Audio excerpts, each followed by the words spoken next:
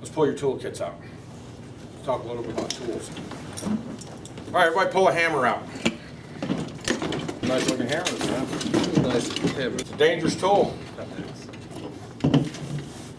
We aren't carpenters, but you better damn well have a hammer in your truck. There's a reason for it. Nail straps for securing pipe, putting in plates so that the guy that comes and puts in the drywall doesn't drive screws through your work. And the best part of it is this part right here. Because when you got to break concrete, guess what? You can get down there and you can scrape it out with this instead of taking the end of your fingers off. So, good hammer is important. Claw hammer, very important. I'll pull out PVC cutters. You don't know what they are? Tell me. How many of you like having 10 fingers? I like 10 fingers. And you better damn well pay attention when you're using those. Because when they lock on, they don't let go. Why don't you go ahead and open them up? Let me show you. Right here. Okay, see these? Pop it. Pop it. No. Open like this. Spread it. There you go. You got them open? Yeah. Okay. Put your hand on it and just click them till they close. One hand, not two hands. One hand. Click it till they close all the way. Yeah, just click them till they close. Whether you're left-handed or right-handed, doesn't matter. They'll click. There you go. Why do I tell you to use one hand? So you don't cut your other one? Because if you've got to use two hands to cut it, then you need a new blade on there. Which means you're going to scar the pipe and it's going to be oblong and it's not going to glue up right. Also, keeps your other hand off of the damn blade. Because you better be, let me see your cutters. You pop them open. Okay, who remembers when I said we talked about measuring, not to use your finger, to use a marker? Okay, here's Joe Blow out on the job. Let me see. Oh yeah, 3 inches. Oh! Finger's gone. See what I'm saying? Finger's gone. That's why you put a mark on the pipe. That blade will cut a finger off in a heartbeat. Hand away, hold the pipe securely, pop them open. Let's cut you one in half. Let's cut this one in half. Go ahead. Let me get my hand out of the way. Damn. You ain't worried about cutting his own fingers off. Yeah.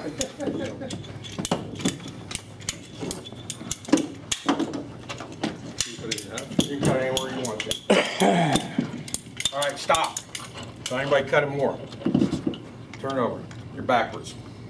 On backwards? No. It's too late now. You're into it. But open your cutters. This is the bottom. This is the bottom. Very important. You'll bend the blade if you don't. Whether you're right-handed or you're left-handed. That's your bottom. You cut down, not up.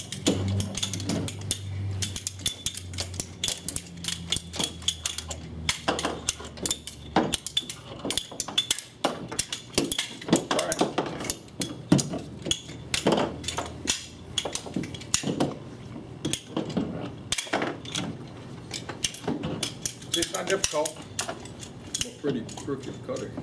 No, that's you. Yeah, that's what I'm saying. Yeah. That's because that's you doing that. It's not that. And here's the reason why you're cutting crooked. Because you're not holding your plate. Secure it. Stop. Cut. If you hold the pipe at an angle, there's a reason why there's a bottom on it. Don't get too close. I don't want you getting your fingers. There's a reason why there's a cradle right there. So that pipe lays level when you're cutting it. If you don't, you're going to cut it at an angle, and what's going to happen is it's not going to fit securely all the way up into the fitting. Okay, put the cutters away before you hurt yourself. They got a lock on them, use it. Close them all the way. Because if you accidentally should happen to open that up and those aren't locked and it spreads, cut yourself. So that's one of the more dangerous tools you'll actually use, and you can cut yourself in a minute. I have them. Does everybody know what a Basin wrench is? I'll let you pull it out and see if you know what it is. Is this a basin wrench? Yep. That's a basin wrench. That's a goofy looking wrench, isn't it? Baseball games or something. Yep. Let me have your basin wrench. Okay. Let's say you're laying underneath a cabinet. And if you've never seen a faucet, underneath that faucet, there's these two nuts that you tighten up to the countertop to hold that. You got this much room between the sink and the wall. How are you gonna get a wrench in there? You can't. It's impossible. You know, you can't lay a flat wrench like you can on a car. So what you do is, you turn this, just like this. We open it up, and it locks on, just like that, onto the nut, on the outside of the nut. And then all you gotta do is just turn it, and when you turn it back, it'll automatically loosen itself up. But you know what's great? You don't have, you have to have two of these, one for left hand and one for right hand? No. What do you think? You need one for left hand or right hand? Nah, you flip it over, guys. Just flip it over and then you can loosen and tighten. Which way is tight on a bolt? Lefty loosey, righty tight. There you go. Left is loose, right is tight. Toilet tank level. The lever, it's backwards. Left is tight. You know, yep, left is loose and right is tight on a toilet tank. You know why? Because when you push it down, if it went in like this way, it always come loose, it won't stay tight. So by going the other way, every time you push it down, it just tightens it up a little bit more. That's the only plumbing fixture you're usually going to deal with, it's backwards. Oh, channel locks. Whip them out.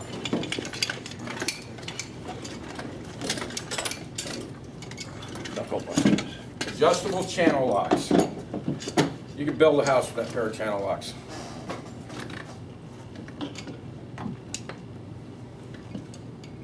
Biggest mistake people make with channel locks is not getting the spread proper. I want everybody to take a pair of channel locks and clamp onto a piece of pipe you cut.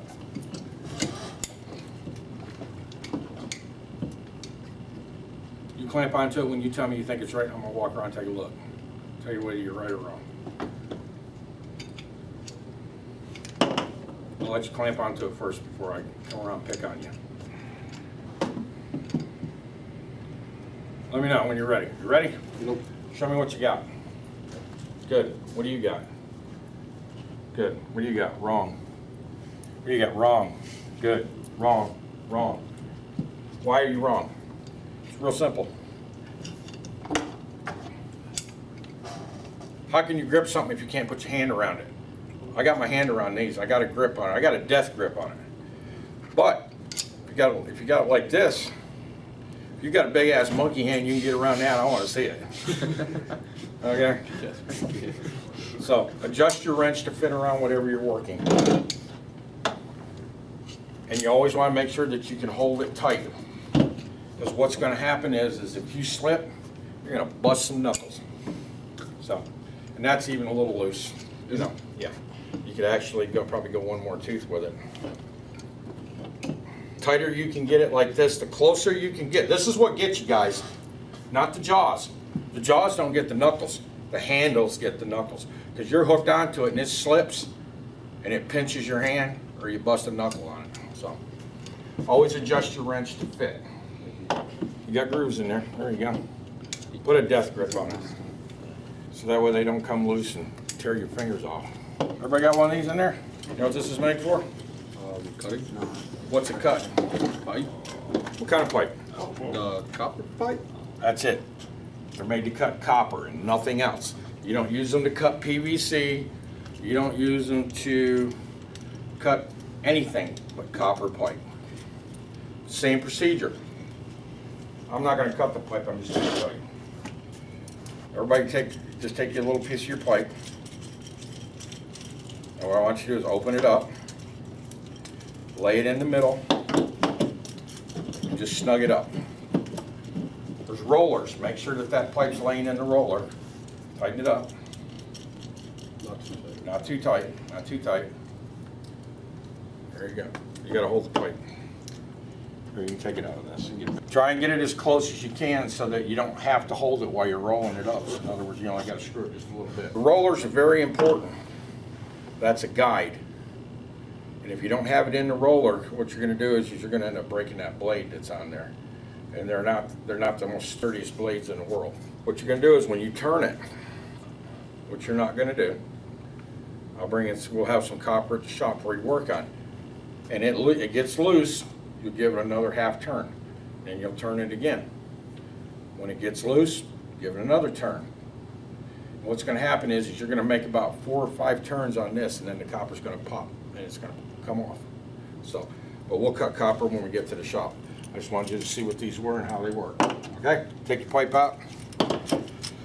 And the best thing to do is always carry a little bit of WD-40 with you, or a little bit of grease.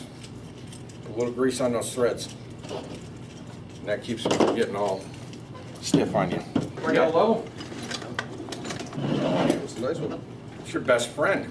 This level's set up to work 4 different ways. You can work vertically, horizontally, or at a 45. The reason you use level, let's say for instance, you're doing pipe and you come to a fitting, and I want that fitting coming up through the ground straight. So you lay it on there, and when that fitting bubbles right dead center, then you can push it down. Now, what I recommend is when you're gluing fittings and you're using a level, put your fitting in, no glue. Line it up. Put a mark on this fitting and the fitting next to it. So that way when you take it apart and you go to glue it together, just match the 2 marks and you'll be level. Because if you don't, then you're trying to level it when that glue's drying, and it dries quick. Real quick. So, that's what a level's for. Lateral. Same thing there. See how that little top bubble is? I want that pipe to come straight out of the wall. That's what that little top level's for. Let's say I want it to come out at a 45-degree angle. And I can lay it on here. And as you can see, the bubble moves. That's a 45-degree angle. So that's a perfect 45-degree angle. Which this is a 45-degree angle fitting. Which the next class I'm going to bring a whole box of these. And we're going to sit down and we're going to go over fittings, drain fittings, and that's when you're going to really start learning some meat and potatoes. And then in our next class, we'll start learning to put this stuff together properly. Unless you're doing cast iron. Because magnet don't stick to copper, guys. The level has a groove in the bottom of it, so when you lay it on the pipe, it'll stand up. Plumbers levels, and those are more of an electrician's levels because they have the 45s and stuff on them, but they work. If you got 20 feet of pipe laying in the ground, you got to have a 4-foot level. What happens is you get bellies and stuff in the sand, and 4-foot level will give you an accurate reading to where a torpedo level won't. Those are just things that we carry, but that'll be your best friend. As I explained to you, when we start cutting pipe or anything like that, make sure we got your safety glasses with you, because all it takes is just a split second, you lose an eyeball. Especially with grinders and cutters and even glue, man. If you get glue in your eye, believe me, I'm going to tell you right now, you're going to wish you never did. I'm sure everybody's got a set of these in their little toolbox.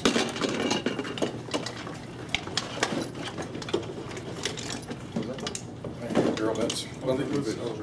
These are paddle bits, called spade bits. If you don't have them, don't worry about it, I'll show them to you. When you're putting piping in a wall, water piping, that's where these come in. You got to drill holes, run your water piping through them. Very dangerous, guys, very dangerous. Always wear glasses when you're working with these. Oh, electrical tools. And you'll be using them. So, if you look, see these little electrical pliers? Strippers. Don't use them as strippers. What else? Those use them. Yeah.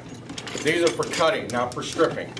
Because if you go to strip a wire with a pair of these and it slips, there goes a knuckle.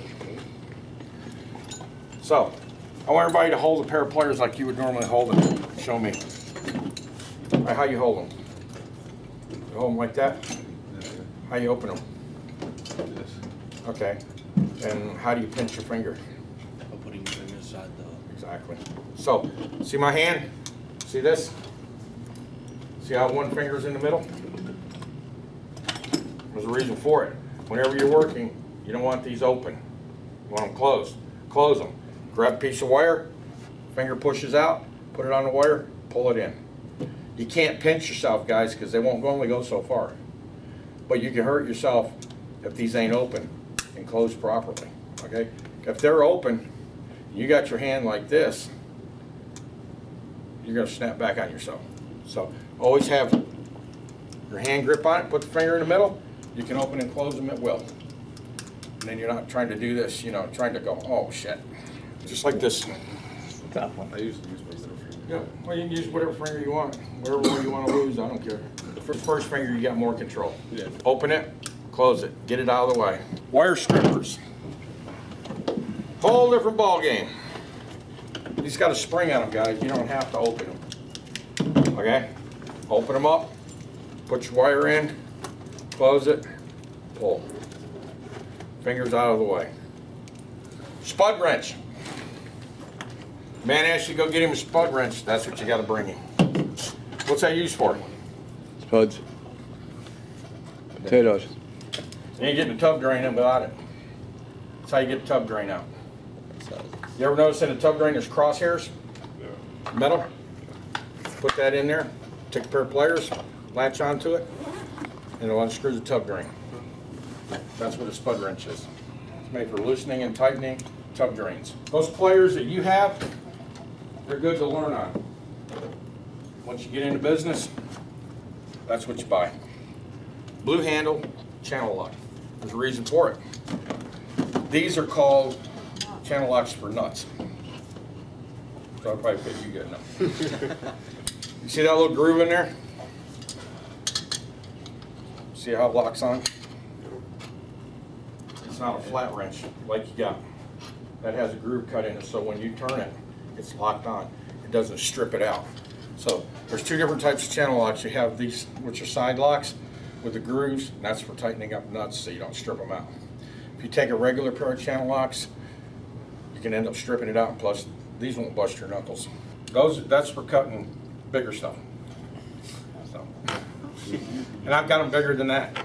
That'll cut up to 2 inch. I got them that'll cut up to 8 inch. And then let's say you're in a wall on a little bitty piece of pipe.